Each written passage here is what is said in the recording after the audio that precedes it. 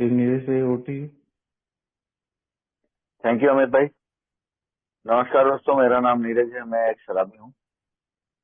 ईश्वर की बड़ी असीम कृपा है, फैमिली फेलोशिप स्पॉन्सर का साथ है। आज के दिन मैं शराब से दूर हूँ और आनंदित हूँ, मजे में हूँ। डर कम लगता है और जीवित हूँ और स्वस्थ हूँ।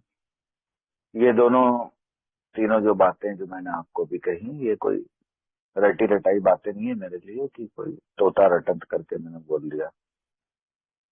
ईश्वर की कृपा है, मतलब है। फैमिली का साथ है, मतलब है। फेलोशिप का साथ है, मतलब है।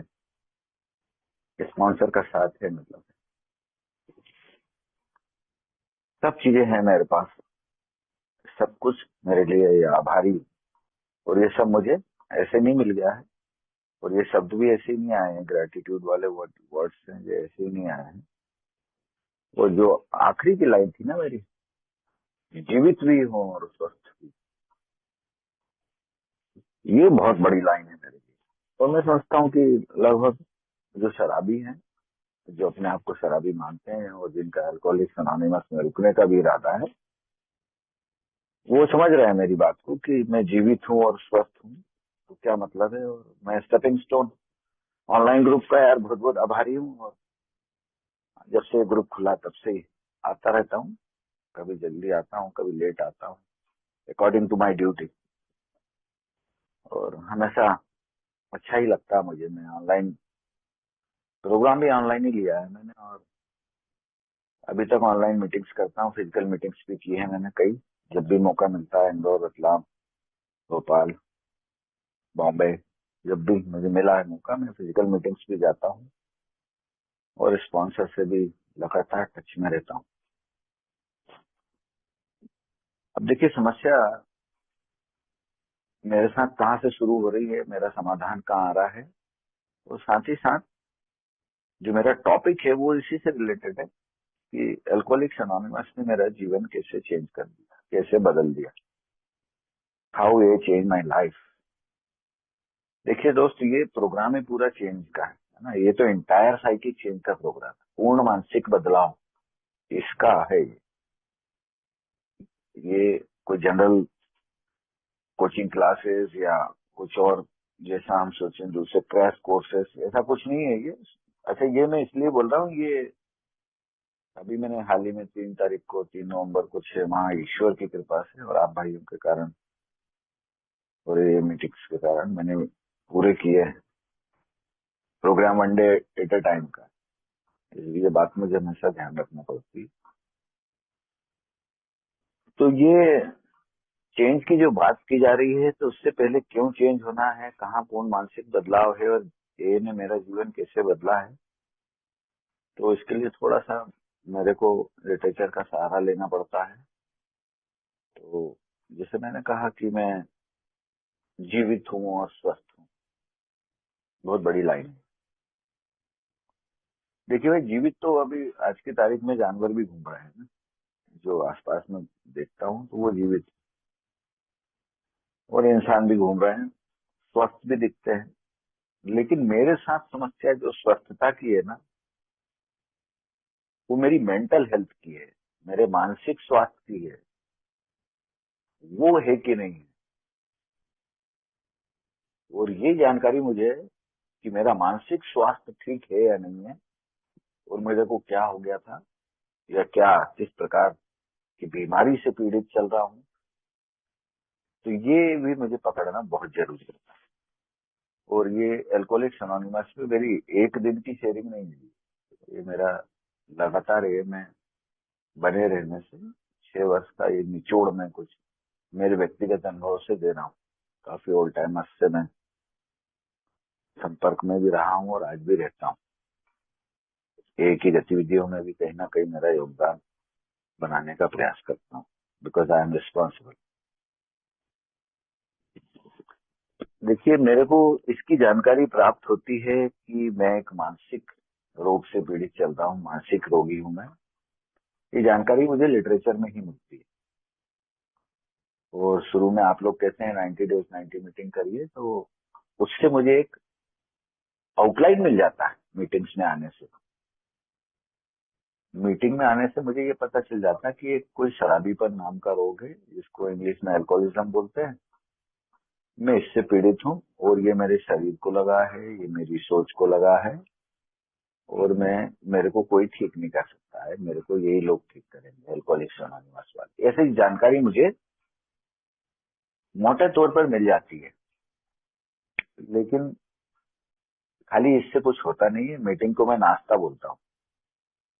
ये केवल नाश्ता है, इसके लिए मुझे खाना भी जरूरी है ना, पेट खाने से भरता है मेरा। तो इसका मतलब फिर मुझे ये 12 कदम, ये लिटरेचर, ये स्पॉन्सर, ये भी बहुत जरूरी है।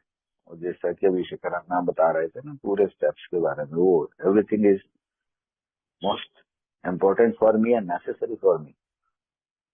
और मैं सभी नए भाइयों का पुनः, जो भी आए हैं पहली बार, मैं उनका भी स्वागत करता हूँ, क्योंकि मुझे ऐसा ध्यान है, मैं खुद भी इस मीटिंग में आता रहता हूँ। मेरे लिए कोई मीटिंग नई नहीं है ये, इसमें मुझे मालूम है बहुत से नए भाई आते हैं। तो मैं शराबी हूँ, इस बात की जानकारी होना बहुत जरूरी थी मुझे, और आज भी है, और इसलिए मैं ये में हूँ। अगर मैं शुरुआती दिनों में मेरे से विचार थे, मेरा लाइफ कैसे चेंज हो रहा है, मेरे विचार कैसे चेंज हो रहा है, मैं टॉपिक्स को कवर करते हुए ही बात कर रहा हूँ अपनी व्यक्तिगत शेयरिंग, कि पहले तो मुझे ये स्वीकार करना बहुत जरूरी है कि मैं शराबी हूँ, तब तो मैं अल्कोहलिक्स अनोनिमस में एलिजिबल होता हूँ। डिजायर टू स्टॉप ड्रिंक, ये ऐसा भी बोला गया है लिटरेचर में। शराब छोड़ने की इच्छा होना ही हमारा पहला कदम, शुरुआत यहीं से होगी। तो एक डॉक्टर सिल्कवर्थ हैं, जो कि हमारी बिग बुक है, अल्कोहलिक्स अनोनिमस, हिंदी इंग्लिश दोनों में। ये डॉक्टर सिल्कवर्थ जो है जानी मानी पर्सनैलिटी है यूरोप की, और टाउन हॉस्पिटल के जाने माने एमडी है उस समय के 30s में, 1930 के दशक में। और डॉक्टर पॉल यूंग के आसपास के ही इनके कहा जाता है इनको। और इनका जो पत्र है, बड़ा जानकारी भरा पत्र है, डॉक्टर की राय नाम से जाना गया है। डॉक्टर यही है, डॉक्टर सिल्कवर्थ। इन्होंने अपने नाम का भी खुलासा किया। प्रोग्राम एनोनिमिटी का है, लेकिन डॉक्टर के लिए एनोनिमिटी जरूरी नहीं, शराबी के लिए जरूरी, ऐसा मैं ये में आके जान पाया। कभी कभी मैंने प्रश्न सुने हैं लोगों के कि भाई इसमें डॉक्टर का नाम क्यों आ गया, ये तो एनोनिमस है, तो फिर क्यों आया ऐसा वैसा। तो ये जानकारी मुझे यहाँ आके मेरा विचार खुले। तो ये डॉक्टर एमडी हैं, और एमडी होना उस समय में भी बहुत बड़ी बात थी, आज भी बहुत बड़ी बात है। डॉक्टर मेडिसन मतलब एचओडी होता है, और उसके पास सारे डिपार्टमेंट की जानकारी होती है। जैसा मैं सरकारी नौकर हूं मैं, और हॉस्पिटल्स में भी मेरा आना जाना बना रहता है।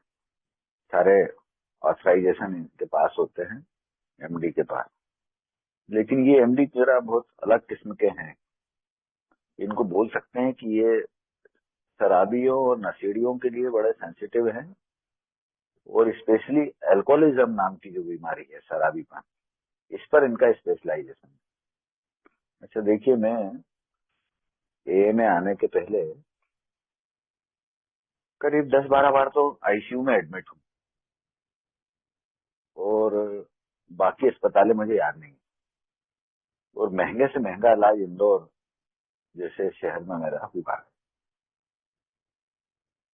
तो मैंने पहले तो इतना ध्यान नहीं दिया, लेकिन बाद में भी मैं हॉस्पिटल्स में जाता रहा, रतलाम भी में रहा तो डॉक्टर्स के संपर्क में रहा। तो मैंने, अपन हम लोग जब डॉक्टर हॉस्पिटल्स में जाते हैं ना, चाहे वो प्राइवेट हॉस्पिटल हो या गवर्नमेंट का हॉस्पिटल, मेरे को एक भी ऐसे डॉक्टर का नाम नहीं मिला जिसके आगे लिखा हो स्पेशलाइजेशन इन अल्कोहलिज्म। अभी तक नहीं दिखा। इंदौर भोपाल भी देख चुका हूँ। हाँ, ऑर्थोपेडिक दिख जाएगा, स्पेशलाइजेशन गायनेकोलॉजिस्ट मिल जाएगा, रेडियोलॉजिस्ट मिल जाएगा, गेस्टो वाला मिल जाएगा, तमाम मिलेंगे। लेकिन एल्कोहलिज्म लिखा हुआ अभी तक मैंने तो नहीं देखा। हाँ, बॉम्बे बॉम्बे में हो तो मुझे नहीं मालूम, यहाँ एमपी में तो नहीं देख पाया। मैं कुछ समय के लिए 1 आध महीना वहां भी रहा हूँ, कोकिलाबेन हॉस्पिटल वेस्ट मुंबई में। वहां भी मैंने प्रयास किया था, नहीं मिला। हाँ, वहाँ मुझे न्यूरोलॉजिस्ट जरूर मिले और वहां पर मैंने इस काम को अंजाम दिया था थोड़ा सा। एक इंट्रो कराया था, वो भी नहीं जान रहे थे एल्कोहलिज्म को। बड़ा आश्चर्य हुआ था मुझे कि एल्कोहलिज्म को नहीं जानते वो। और एनोनिमिटी के कारण उनका नाम नहीं बता सकता मैं।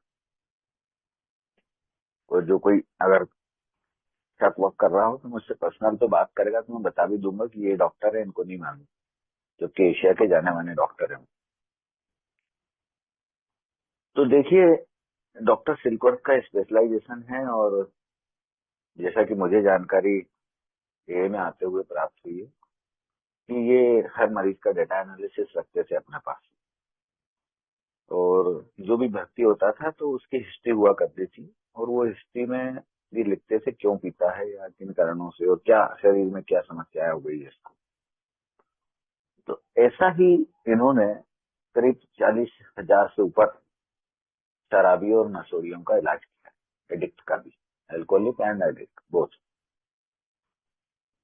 और 1934 में ये इलाज करते हैं एक ऐसे शराबी का जो कि तीसरी बार एडमिट है, और वो है बिल डब्ल्यू, हमारा को founder. I respect him a lot.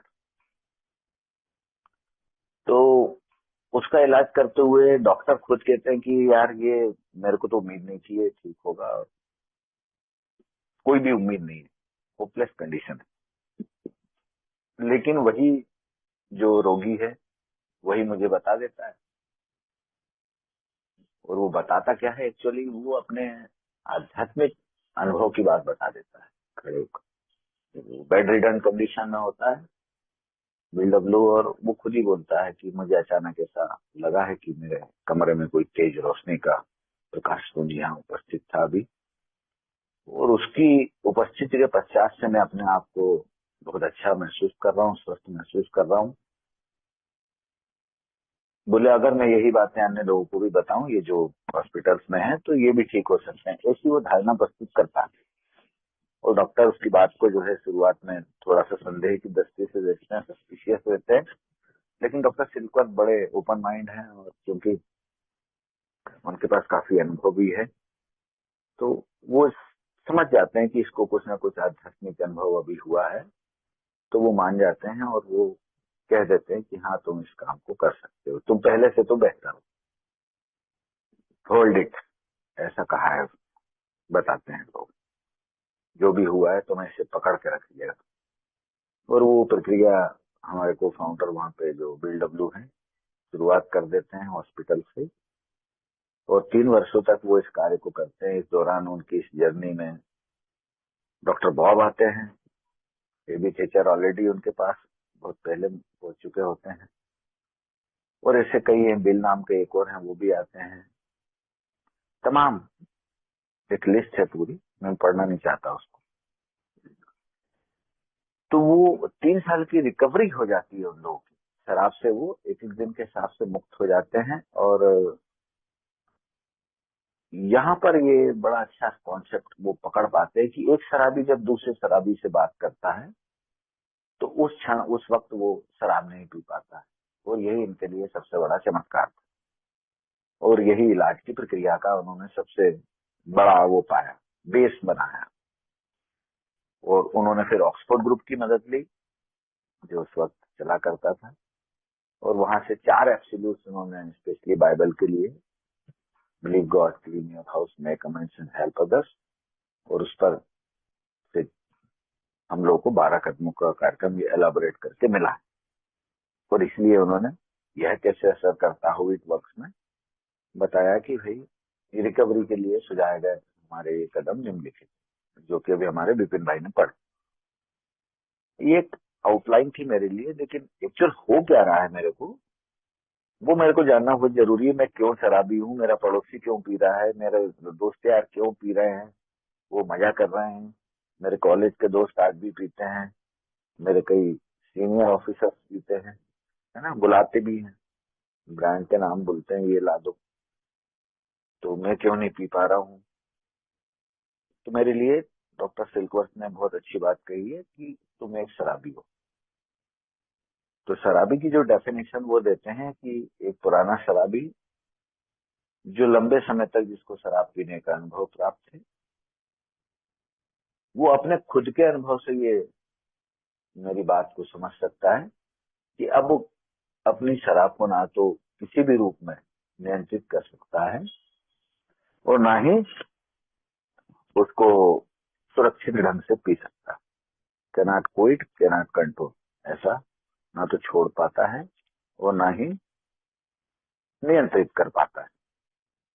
और बोले ये जो पुराना शराबी है, इसमें जब भी ये पहली बार पीता है, चाहे कितने भी दिनों बाद पी ले, इसके शरीर में कुछ ऐसे बदलाव है। अब देखिए, शरीर में मेरे पास बहुत सारी चीजें हैं, दिल है, दिमाग है मेरा, हार्ट है, किडनी है, ब्रेन है।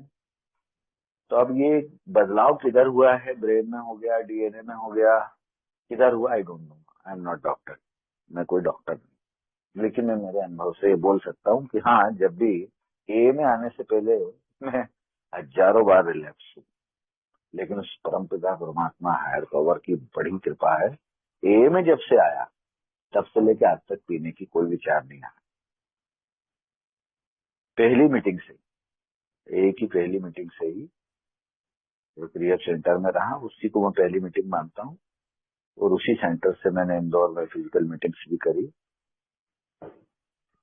तो तब से लेके आज तक मुझे पीने की कोई विचार नहीं आया है। तब और जबकि बहुत सारी परेशानी हुई, जीवन बदलता गया और आज भी बदलता जा रहा है। तो ये जो मुझे उन्होंने कहा है पुराना शराबी, इसको मैं ऐसे डिफाइन कर सकता हूँ कि मैंने सन 2000 में पहली बार शराब पीना चालू की। वैसे 1998 में मैंने 97 98 में दोस्तों के साथ पी थी पहली बार, और 4 5 दोस्त थे, हम लोगों ने कंट्रीब्यूशन किया और पीते गए और सबसे ज्यादा मैंने पी, और फिर सबसे ज्यादा बवाल भी मैंने किया और उल्टियां भी मैंने करी, पूरे कमरे को खराब कर दिया। और घर से मैं गया ही इसलिए था, पहले से प्लान बना हुआ था दोस्तों का कि अपन लोग यार एक वहाँ पे म्यूजिक व्यूजिक का कार्यक्रम था, ऑर्केस्ट्रा वगैरह, इसको सुनेंगे। तो ऑर्केस्ट्रा तो रात भर चलती थी उस वक्त, 90s में। तो बोले सुनेंगे और अपना बोले पीना भी हो जाएगा। तो मैंने कहा मैंने तो कोई पीने वाला है, बोला हमने भी कहा पी, कभी कभार पीते हैं हम तो। मेरे लिए वो पहली बार का अनुभव था। और जब मैंने वहां पी तो सुबह 4 बजे तक मेरी हालत बहुत खराब थी और पूरे कपड़े मेरे खराब हो गए थे। और मैं घर जब आया अंधेरे अंधेरे में, तो सारे कपड़े मैं जो है स्वयं धो के, उम्र भी मेरी मुश्किल से उस वक्त 17 18 साल मान के चलिए, 18 साल होगी। तो घर वाले समझ भी गए थे कुछ ऐसा गड़बड़ हुआ है इसके साथ। तो मैंने पूछा भी, तो मैंने बोला कुछ नहीं, ऐसा कुछ नहीं हुआ। बोले आंखें लाल हो रही, क्या हो गया ये वो। परंतु चूंकि मैंने कपड़े धो दिए थे, तो ऐसा कुछ विशेष घर में पता नहीं चल पाया। और उसी दिन मैंने ये निर्णय ले लिया था कि मैं जीवन में इसको कभी नहीं पीऊंगा, ये मेरे लिए है ही नहीं। ये मेरी विल पावर थी, और वास्तव में मैंने पी भी नहीं। और परमात्मा की बड़ी कृपा हुई। मैं बड़ा शुरुआती दिनों में धार्मिक प्रवृत्ति का व्यक्ति रहा हूँ। मेरे घर में भी धार्मिक नियमों का पालन होता है, आज भी होता है। तो शुरू में मैं रहा, लेकिन धीरे धीरे समय बदलता गया। जब मैं कॉलेज में आया तो मेरी जो है बहुत सारी प्रवृत्तियां जागी थी। उन प्रवृत्तियों के कारण मैंने ईश्वर से जो मांगे चालू करी, उन मांगों पर मैं मेरी पूरी ही नहीं हुई। और मैं उसी समय अकेलेपन का भी शिकार हुआ, और साथ ही साथ में आत्मदया की स्थिति में चला गया। और शराब नहीं पीता था तब मैं, लेकिन मुझे सुसाइडल थॉट्स तब आने लग गए जब मैं कॉलेज में था। कॉलेज से पास आउट भी हो गया। 3 साल का कॉलेज मैंने 5 साल में किया। और बड़ा फिजिक्स केमिस्ट्री मैथमेटिक्स का मैं स्टूडेंट रहा हूँ, 12th तक तो मेरिटोरियस रहा हूँ। लेकिन ये जब शुरुआत हुई थी मेरी, अचानक मेरे भीतर ऐसे विचार आने लग गए थे कि मैं अपने आप को बहुत अकेला महसूस करने लग गया था। और जहाँ मैं रहता था वो बहुत स्लम एरिया है, आज भी है। चारों तरफ शराब का कारोबार है और साथ ही साथ बहुत अच्छे स्तर की गुंडागर्दी है। मर्डर होना मामूली बात है, हत्या होना। तो इनका मैं साक्षी रहा हूँ, इन घटनाओं का। इसका इसका मेरे जीवन में बड़ा प्रभाव पड़ा है, पीपल प्लेस एंड सिचुएशन का। लेकिन मेरे घर परिवार वाले बहुत अच्छे थे। तो मैं एक अच्छा खिलाड़ी भी था, तो मेरा मैक्सिमम समय खेलने में चला जाया करता था, पढ़ने में जाता था। लेकिन ये आपराधिक गतिविधियां, क्रिमिनल एक्टिविटीज मैं प्रतिदिन देखता था। शराबियों को मैं रास्ते में पड़े हुए देखता था, शराब बेचते हुए भी देखता था, हथियारों के प्रदर्शन भी मैं देखता था। तो इसका लगभग थोड़ा बहुत प्रभाव मुझे कॉलेज में पड़ गया था और मैं इसी कारण फेल भी हुआ। लेकिन मेरी विल पावर बहुत तगड़ी थी। तो मैंने ये निर्णय ले लिया कि अब मैं सबसे अलग हो जाता हूँ, और मैंने सारे दोस्तों को कट ऑफ किया मेरे जीवन से। इवन मेरे फैमिली मेंबर्स से भी मैंने बातें बहुत कम कर दी। अकेला ही रहता था। जो हमारा गवर्नमेंट का क्वार्टर था उसमें भी मैंने साइड में एक टीन शेड बना लिया। उस टीन शेड में मैं अकेला रहता था, और उसमें ही मेरी पढ़ने की किताबें होती थी, और वही मेरा जीवन था। मैं खाना भी वहीं खाता था। मैं सिर्फ घर में नहाने धोने लेट बात करने जाया करता। अदरवाइज मैं उस कमरे में ही बंद रहता था, टीन शेड में, चाहे कोई सा मौसम हो। परिवार वाले बोलते भी थे तो मैं उन पर बहुत बुरी तरह चिढ़ जाया करता था कि मैं घर में ही तो हूँ, कहाँ भाग गया हूँ। वो कहते थे तू ऐसा व्यवहार क्यों करता है। मुझे बोलता मुझे अच्छा लगता है, कोई मुझे डिस्टर्ब मत करो।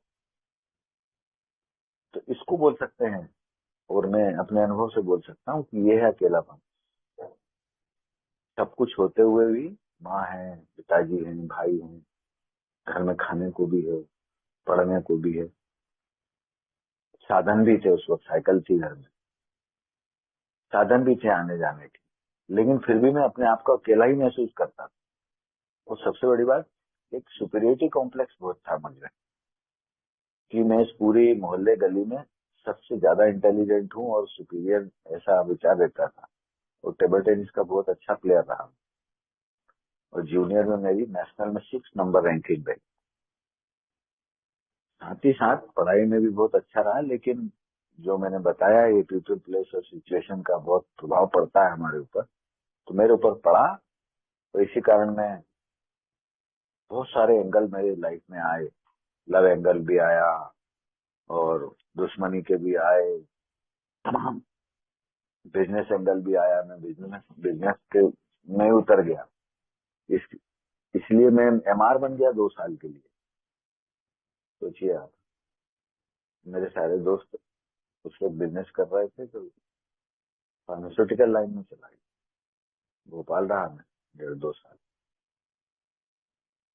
परंतु एक मेरा दोस्त बहुत अच्छा था, उसने बोला तू तो जा यार, तेरे लायक नहीं है लायक। तो कंपनी को झूठ बना के, मूर्ख बना के, धोखाधड़ी करके पैसा कमाया। उस वक्त 5,000 रुपये कमाए सर उस वक्त मैंने। बहुत बड़ी बात हुआ करती थी 90s में। मेरे पापा की तनख्वाह उस वक्त मुश्किल से 5-6 हजार रुपए थी। तो वो तो सेंट्रल गवर्नमेंट के कर्मचारी थे। तो ये मेरे अंदर, ये अब मैं समझ पाता हूँ, ये था धोखाधड़ी, बेईमानी, स्वार्थीपन वाले जो बातें थी, ये थी। तो मैं ऐसा ऐसा मेरा पर्सनालिटी है। तो यहाँ पर ये जो शराब मैंने पी है 90s में, वो आके सन 2000 में, ये बुक भी बोलती है, अनुभव भी बोलता है, कि अगर मैं शराबी हूँ, मेरे भीतर शराबी प्रवृत्ति बनी हुई है, तो कभी ना कभी, किसी ना किसी दिन वो मौका आता है जब शराब मेरे सामने है। और जब इच्छाएं मेरी पूरी नहीं हुई, मैं भगवान से बुरी तरह नाराज हुआ, और मैंने पूर्ण रूप से नास्तिक हो गया, और भगवान को गाली, सीधे गाली ही बकता था। मेरे घर में जब रिचुअल्स होते थे तो मैं गालियां बकता था, तो मुझे वहां से हटा दिया जाता। और बड़े गंदे विचार हुआ करते थे मेरे। यू कांट बिलीव, कुत्सित विचार ही आते थे। और हमेशा कुतर्क किया करता था। घर में बलि प्रथा हुआ करती थी, बकरा काटा जाता था, शराब भी चढ़ती थी भगवान को मेरे यहाँ। तो मैं कहता था अगर तुम्हारा भगवान है तो यही ये बकरा अपने आप कटना चाहिए, ये शराब भी अपने आप पी लेना चाहिए, तुम लोग ढोंगी हो, ऐसा है वैसा है, बहुत अरे बहुत अनर्गल वार्तालाप करते। तो मेरा परिवार मुझे बोलता था, मेरे फोर फादर्स भी बोला करते थे मुझको, ये ज्यादा पढ़ लिख गया, इसका दिमाग सड़ गया है, एक दिन इसकी स्थिति अपने आप ठीक होगी, देखना इसका दिमाग ठीक हो जाएगा, इसको भगवान ऐसी सजा देगा, ऐसे बोलते थे वो। तो मैं हंसता था, मैं वही विज्ञान की बातें किया करता था क्योंकि साइंस का स्टूडेंट। और जब मैं फेल हुआ, जैसे मैंने बताया आपको, तीन 3 साल का जो ग्रेजुएशन था वो 5 साल में मैंने किया। विल पावर बहुत तगड़ी थी। ये चिड़ छूट गई मुझे कि अब तो मैं टॉप ही करूंगा, और मैंने टॉप भी किया फिजिक्स में, यूनिवर्सिटी टॉपर रहा फिजिक्स जैसे सब्जेक्ट।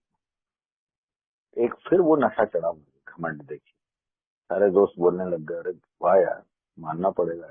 तो मैं बोलता था यार वो होता है मेरे लिए, मैं तो कुछ भी कर सकता हूँ, स्पोर्ट्स में अलग टॉपर हूँ, एजुकेशनल जो मेरा बैकग्राउंड है वो टॉपर का है, और विचार भी अंट शंट चल रहे हैं। तो सर 2000 में मुझे एक बहुत अच्छा जॉब मिला, वो भी ईश्वर की कृपा थी, लेकिन मैं ये सोचता था कि ये तो मैंने अपने अपने बलबूते पे हासिल किया। 4-5 साल तक मेरे को ऐसे भयानक विचारों में रहा मैं कि, बता रहा हूँ, शराब नहीं पीता था तब भी मुझे सुसाइडल थॉट्स आते। मैं एक कुरियर कंपनी में अलग मैंने काम किया, बहुत बहुत सारे काम कर डाले, बड़ा अजीब टाइप का कैरेक्टर रहा मेरा। ट्यूशन अलग मैंने पढ़ाई। तो सन 2000 में फिर क्या हुआ, मुझे जो जॉब मिला है वो, उसका नेम एंड फेम इतना है कि इतना आसानी से मिलता नहीं है। तो और जब मिला तो सर मेरे को बहुत घमंड आ गया, ईगो, और भगवान से मेरी दूरी बहुत बुरी तरह बढ़ी। और जिस तरीके से भगवान से दूरी बढ़ी, उसी तरीके से शराब भी बढ़ी। सन 2000 में एक क्वार्टर को मैं डरा हुआ तो पहले ही था, मुझे मालूम था बहुत उल्टिया हुई है, मेरे बस की नहीं है, लेकिन एक क्वार्टर को मैं ढक्कन ढक्कन में डाल के 1 वीक तक पी सकता। लेकिन सन 2002-2004 तक ये एक क्वार्टर शाम को लगने लग गया। 2006 में 3 क्वार्टर, 2010 में 1 बॉटल, 2013 में 1.5 बॉटल, 2015 में 2 बॉटल, 15 से 18 तक, 18 का भी एंड हो गया, 19 शुरू हुआ था। तब तक तो मुझे मेमोरी लॉस हो गई थी, याद भी नहीं है 3 1 साल का कुछ मेमोरी लॉस। लीवर भी 20% बचा था डैमेज, और डॉक्टर बोल लिया था कि 2 महीने में मर जाएगा। तो ये देखिए, जो डॉक्टर सिल्कवर्थ मुझे बोल रहा है ना, पुराना शराबी, ये प्रूफ हो गया मेरे ऊपर, ये लाइफ। कोई मैं न्यू कमर थोड़ी हूँ कि अभी आया और आते से 2 बॉटल पी गया। ये पूरा लाइफ में 2000 से लेके 2018 का एंड तक मैं देख रहा हूँ। और एक क्षणिक वो 97 का जो पीरियड है मेरा, वो ये प्रूफ कर रहा है कि मैं एक पुराना शराबी हूँ। और जब भी मैं पीऊंगा किसी भी स्थिति में, तो मेरे शरीर में जो बदलाव हुआ वो मुझे पीने नहीं देगा, वो मुझे और मांगेगा, और मैं सामान्य ढंग से पी नहीं पाऊंगा। और इसी को डॉक्टर कहते हैं एलर्जी, कंट्रोल से बाहर हो जाए। बस प्रूफ हो गया मेरे ऊपर। और फिर डॉक्टर ने जो बहुत महत्वपूर्ण बात कही थी, वो मेरी थी सोच से संबंधित, कि मेरी सोच भी खराब है, मेरे सोच में सही विचार नहीं आते, मुझे सही गलत दिखता है, वो गलत सही दिखता है, सोच में शराब चलती है। इसको उन्होंने ऑब्सेसिव ड्रिंकिंग बोला है, मतलब मन भी बीमार है। मुझे तो शुरू में शक होता था कि डॉक्टर मेरे बारे में, यार शरीर के बारे में बोल सकता है, एलर्जी तो हो सकती है, धूल धुएं से हो जाती है, साइंस का स्टूडेंट हो तो ज्यादा मेरे को एलर्जी के लिए भटकना नहीं पड़ा। तो इन दवाइयों से भी एलर्जी हो जाती है, तो एल्कोहल से हो जाती है, ठीक है मान लिया।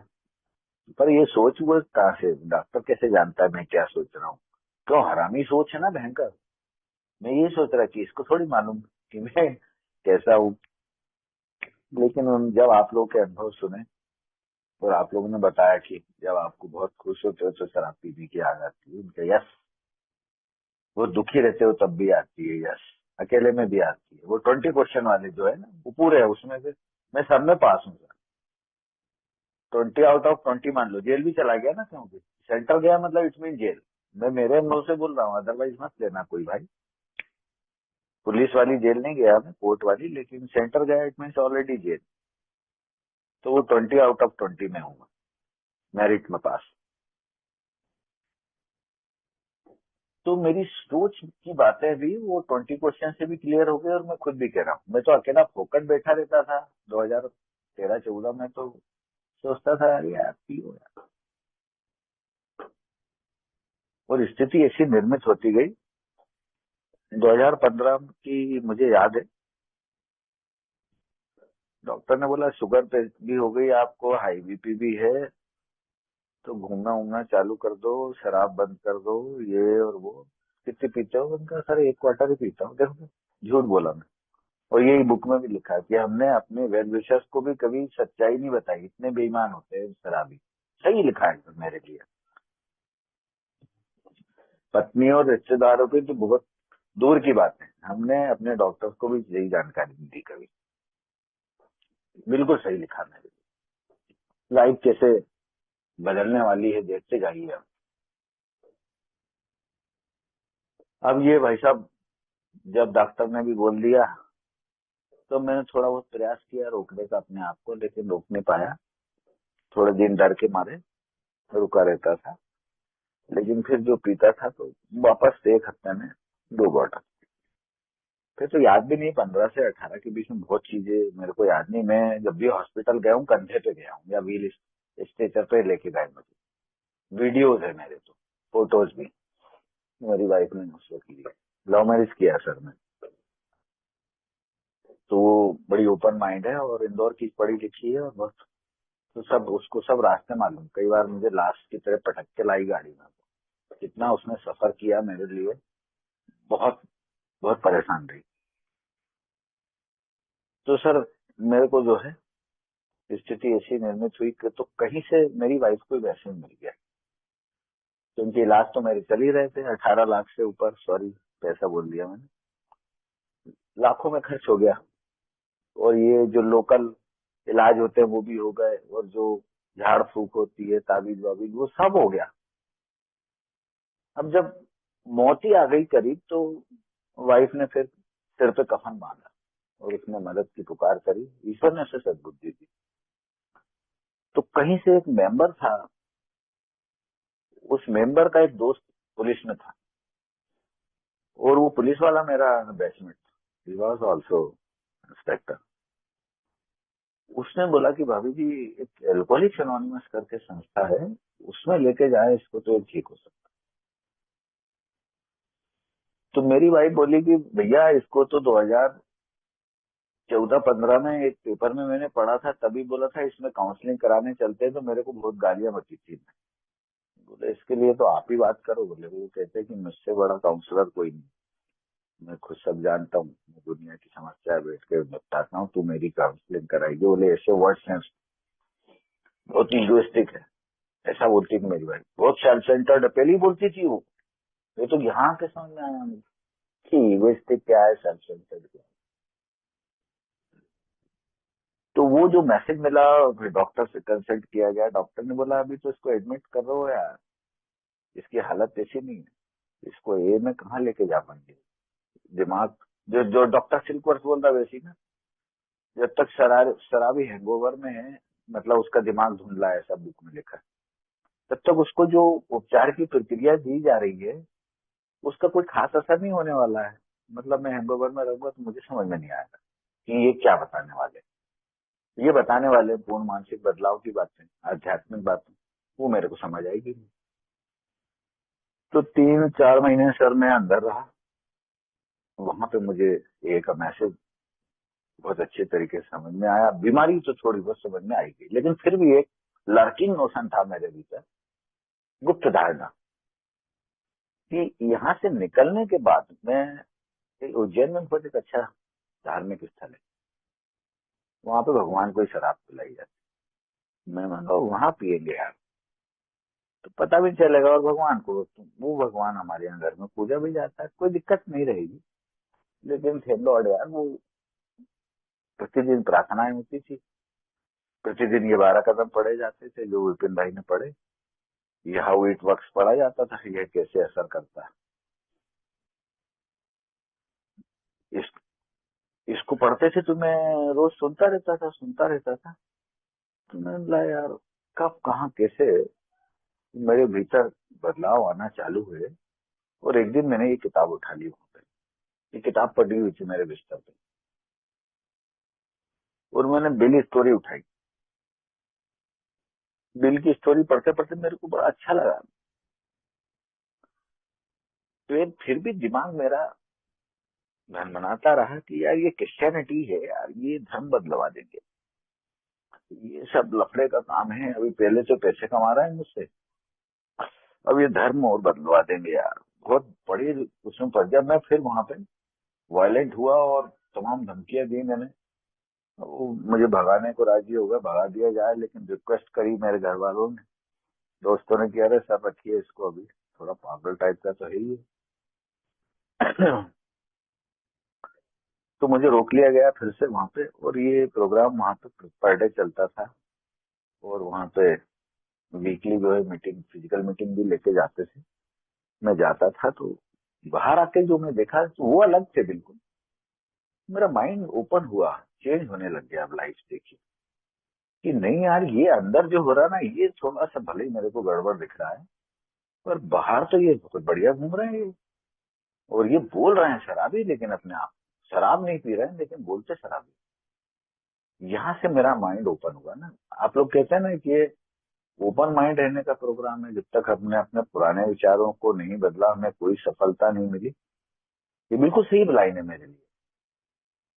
तो मेरे को पुराना विचार वहां पे मेरा बदल गया दोस्त। और मेरा हाथ भी फ्रैक्चर था, तो मैं ज्यादा एक्टिविटीज करता नहीं था सेंटर में। तो मेरे को एक काउंसलर, मैं पढ़ता रहता था, बिग बुक पढ़ता रहता था। तो एक काउंसलर आया, इत्तेफाक से वो मेरे स्पॉन्सर भी बड़े, परमात्मा की बड़ी कृपा है। उनने मुझसे पूछा, यार आजकल तुम ये किताब में बड़े व्यस्त रहते हो, क्या हो गया ऐसा? बोले किसी को गालियां नहीं बक रहे, कोई टीचर को भी गाली नहीं बकते हो आजकल, ये काम वालों को भी नहीं बांटते हो। मैंने, सर मुझे अच्छा लगता है इसको पढ़ना। तो वो बराबर नोटिस कर रहा था वो चीजें। और मैं ये जो दैनिक चिंतन आते थे, ये बोर्ड पे लिखा करना, इनको नरेट करना, ये वहां पे सीखने लग गया। लर्निंग की प्रोसेस में आ गया। आप लोग कहते हैं listen to learn, learn to listen. वो ये स्लोगन मेरे लिए अनजाने में काम कर रहा है। और अपने से बड़ी एक शक्ति मुझे बड़ा रहस्यमय तरीके से मेरे जीवन में आ गई थी। पता नहीं कब आई थी, आई डोंट नो, लेकिन वो काम करने लग गई थी। और चूंकि मैं बहुत हारा हुआ था दोस्त, मेरे पास कुछ भी नहीं था, मैं नौकरी से सस्पेंड था। और मुझे अच्छे से याद है, मैं ए में आया तो 10 रुपए थे मेरे जेब में, और 20% लीवर। ये मेरी खासियत थी, योग्यता मेरी ये थी ए में। तो जो डॉक्टर सिल्कवर्थ मुझे बोल रहे हैं कि ऐसे व्यक्ति का जब तक पूर्ण रूप से मानसिक बदलाव नहीं हो जाता है, तब तक इसके ठीक होने की कोई संभावना नहीं। तो ये जो मेरी पूर्ण मानसिक बदलाव की प्रक्रिया है, ये चालू हुई है। अब देखिए, मैं कह रहा हूँ ना, ये ने मेरा लाइफ कैसे चेंज हुआ। मेरी लाइफ का गेम चेंजर बोल सकते हो आप इसको। 12 स्टेप्स जो है, 12 कदम, और ये बुक, ये गेम चेंजर है मेरे लिए पूरा। तो यहाँ पर जो विचार बना था मेरा बाहर जाके पीने का, वो विचार एकदम हट गया। जो 3,000 रुपए मेरे जूते के तले में छुपे हुए रखे थे, वो यथावत रखे रह गए। मैं बाहर निकला और आ गया, लेकिन बहुत भयंकर खुन्नस में था मैं। वाइफ से तो बहुत नाराज था कि इसने मुझे बदनाम कर दिया, इसको तो शूट कर दूंगा मैं। ये बिल्कुल 100% मेरा विचार चल रहा था, थोड़ा सा सेटल हो जाऊं और इसको कैसे भी करके बहुत तरीके से मार दूंगा। और ये विचार मैंने खुले रूप में भी व्यक्त कर दिए थे। तो बड़े डरे हुए थे मुझसे घर वाले भी। और मैं आए दिन पेपर में भी पढ़ता हूँ ना, 2 4 5 न्यूज मैंने इसे पढ़ भी ली है कि निकलने के बाद उसने अपने परिजनों की हत्या करी। वो उस कैटेगरी में ही था।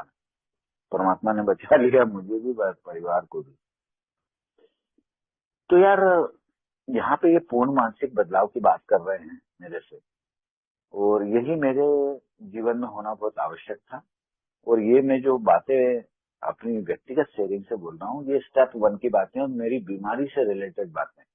जो भी भाई बिग बुक पढ़ने के शौकीन है, जिन्होंने स्पॉन्सर लिया है, वो तो बड़े अच्छे से समझ रहे होंगे, लेकिन जिन्होंने नहीं भी लिया है, तो मैं उनसे हाथ जोड़ के निवेदन कर सकता हूँ यार कि ये लिटरेचर के बिना बड़ा मुश्किल है। क्योंकि मेरी शेयरिंग आपको याद हो जाएगी, रोज रोज आऊंगा, शेयर करूंगा, याद हो जाएगी। फिर एक दिन आप मुझसे बोर हो जाएंगे, और फिर मेरी शेयरिंग जैसे शुरू होगी तो आप ईयरफोन हटा के कुछ और काम में लग जाएंगे, कि मुझे मालूम है कि ये क्या बोलने वाला है। लेकिन जब मैं लिटरेचर पढ़ूंगा ना, क्योंकि मैं रोज रोज नई स्टोरी कहाँ से लाऊंगा। रोज बोलूंगा 20% लीवर था, 10 रुपए थे, फलाना था, लिखना था, अस्पताल में था, ये था, वो था, याद हो जाएगा आपको। लेकिन वास्तविकता लिटरेचर से ही पकड़ में आती है कि मेरा जो मानसिक स्वास्थ्य है, कहाँ मैं पागल हूँ, दिख नहीं रहा हूँ, मानसिक रोगी हूँ, वो यहाँ पकड़ में आ जाता हूँ।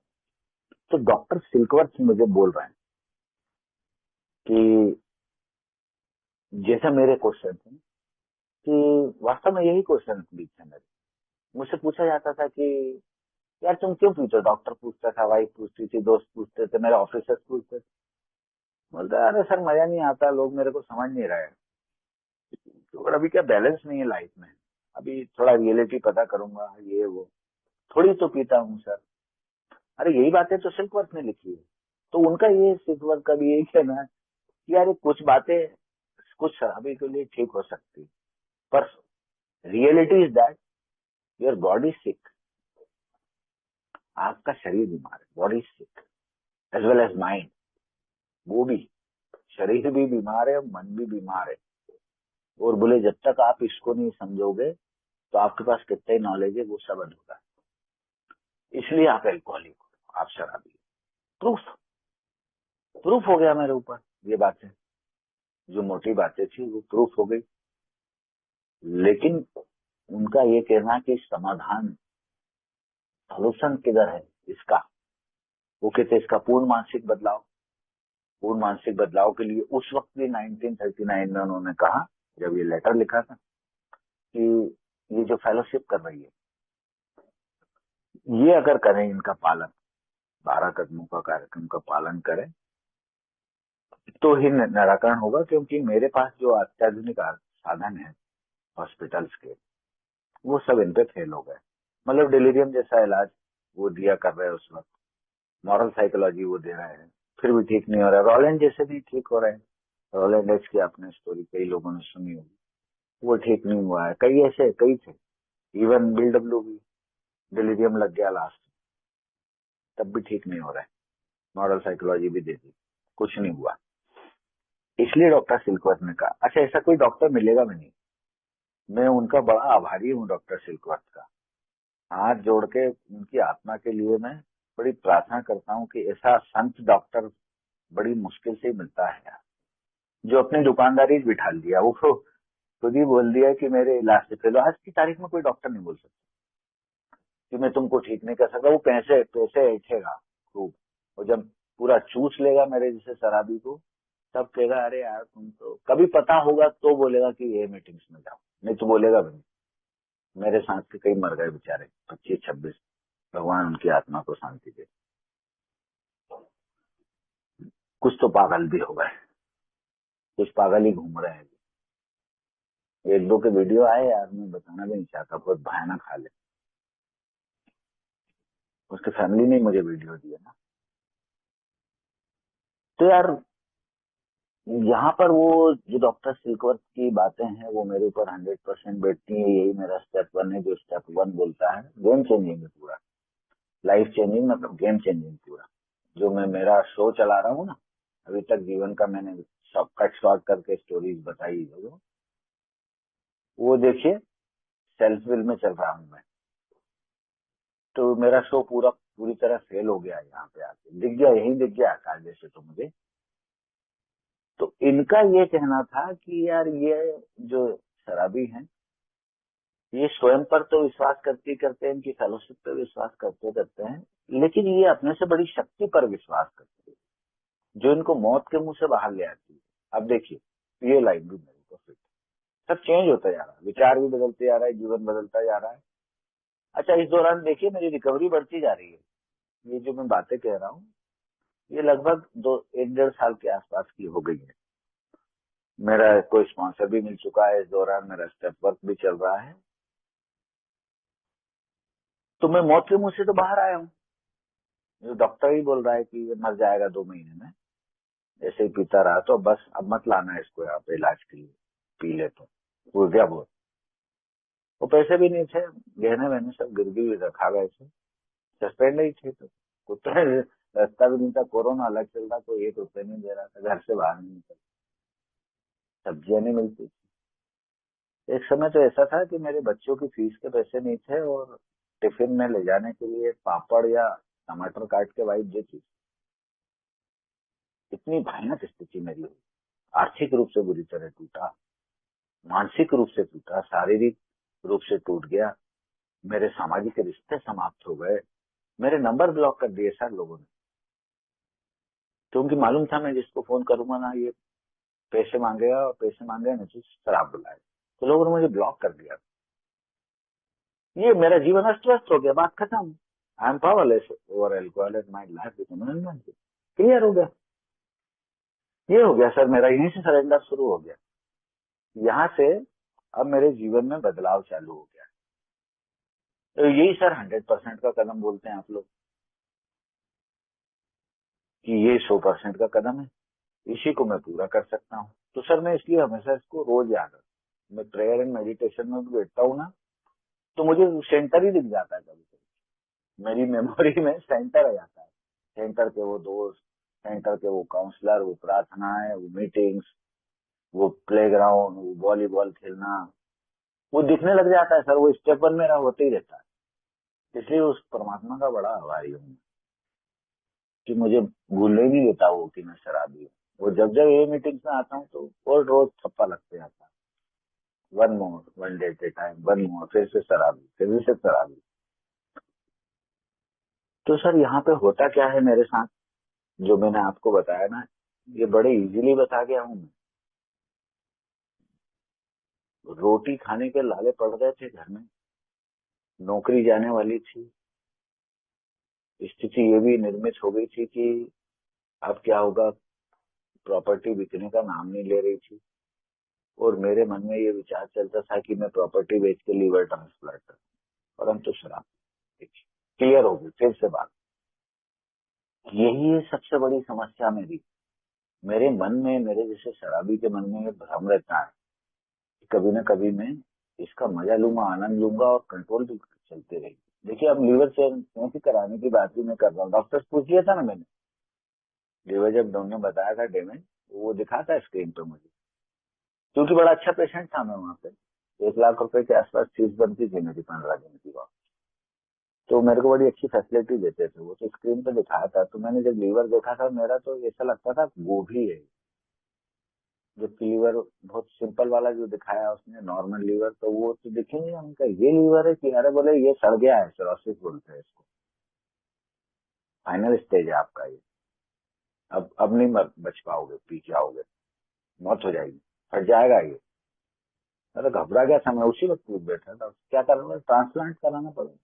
वहाँ हैदराबाद कहीं में होता है 30-35 लाख रुपए लगते हैं। ये दिमाग चलाया मैं कि फ्लैट बेच दूंगा।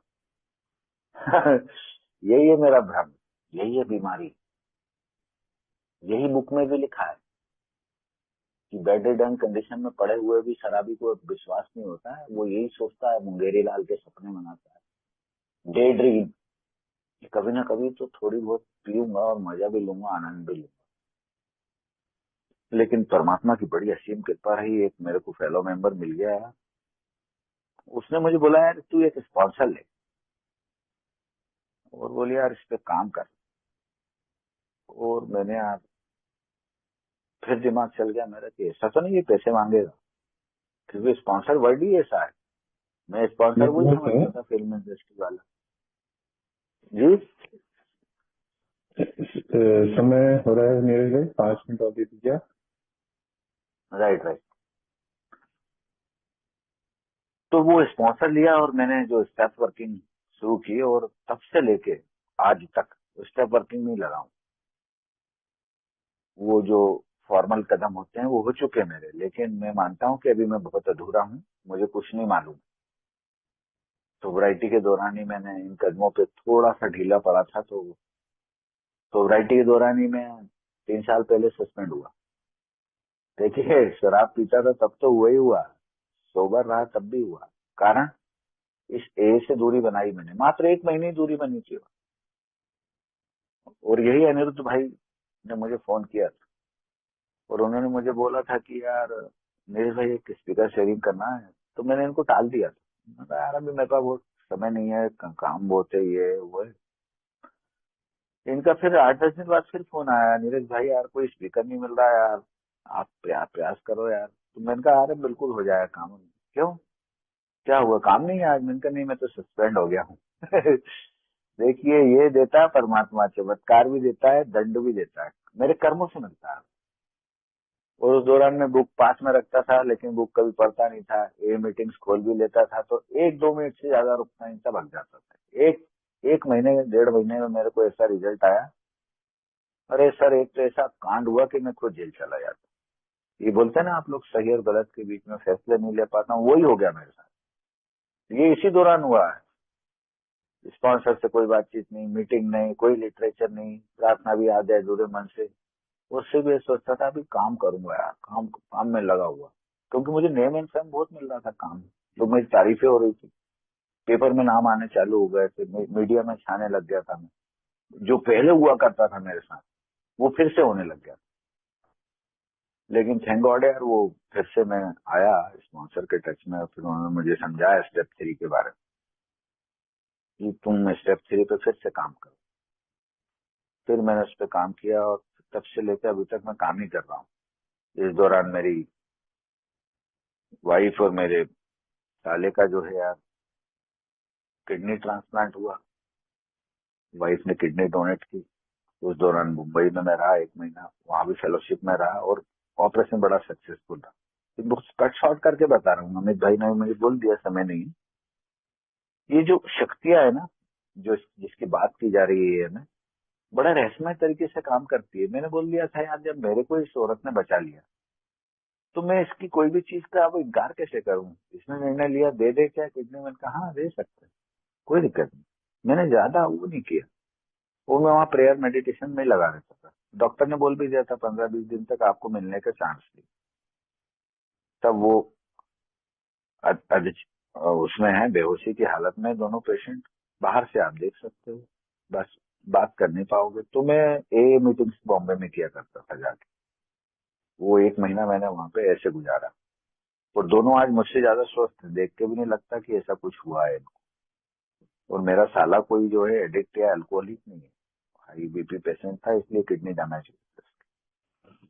ऐसे कई चमत्कार मेरे जीवन में हो गए। मैं कट शॉर्ट में एक बड़ा अपने से बड़ी शक्ति, जिसके बारे में हमारा पूरा प्रोग्राम डिपेंड करता है, जो मेरे पूर्ण मानसिक बदलाव करेगी, एक एक दिन के हिसाब से मेरी सद्बुद्धि बरकरार करेगी। रीस्टोर मी टू सैनिटी लिखा ना, could restore me to sanity. उसका एक छोटा सा मैं एग्जाम्पल देता हूँ। मैं ए में नहीं था, और एक्यूट एल्कोहलिज्म में था, और करीब रात के 1:30 बजे तक, और मुझे हॉस्पिटल से लाई गया था, और जॉब में हाथ पैर जोड़ के वापस मेरे को वाइफ लेके आई थी। तो मेरे दोस्त लोग लाए थे, ऑफिसर्स को बड़ी रिक्वेस्ट की थी उन्होंने कि सर एक चांस हो दो। तो मैं मंदसौर पोस्टेड था उस वक्त 2018 में। तो वाइफ मेरा पीछा नहीं छोड़ती थी, बड़ा गुस्से में रहता था मैं उसको। तो मेरी नाइट ड्यूटी थी, मैंने बोला कि यार इसको कैसे घुमाऊं, और वहां फिरा के मैं बोला बारिश बहुत हो रही, तू नहीं जाएगी।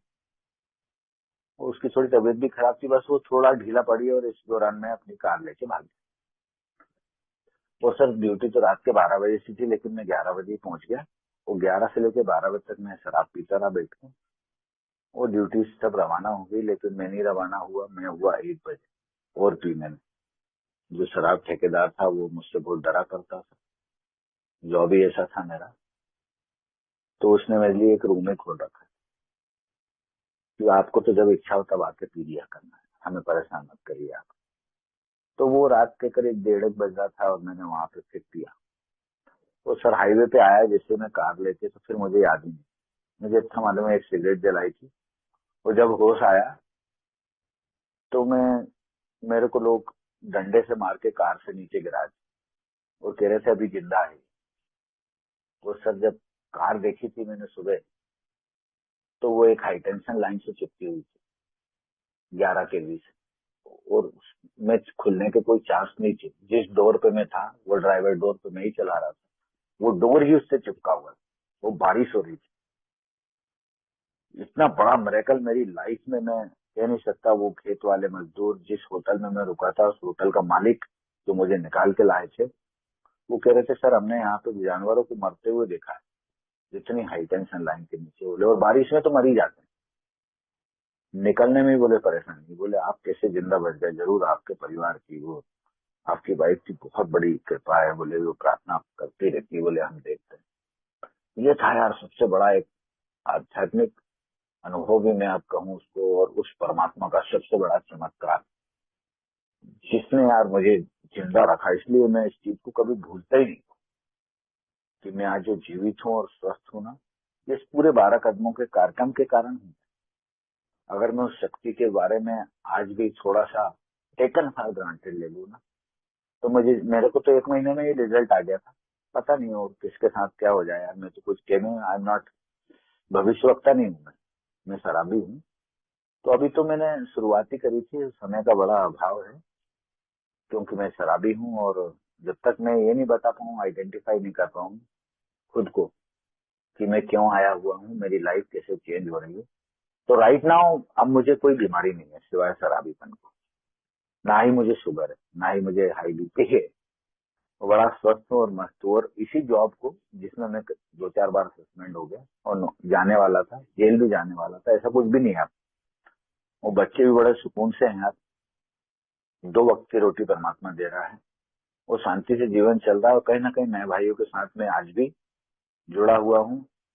और राइट नाउ मैं अभी मंदसौर से ट्रांसफर होकर खरगोन भी आया हूँ। एक ही गतिविधियों में हमेशा संलग्न रहता हूँ क्योंकि इसका मैं कर्ज जीवन में उतार नहीं सकता सर।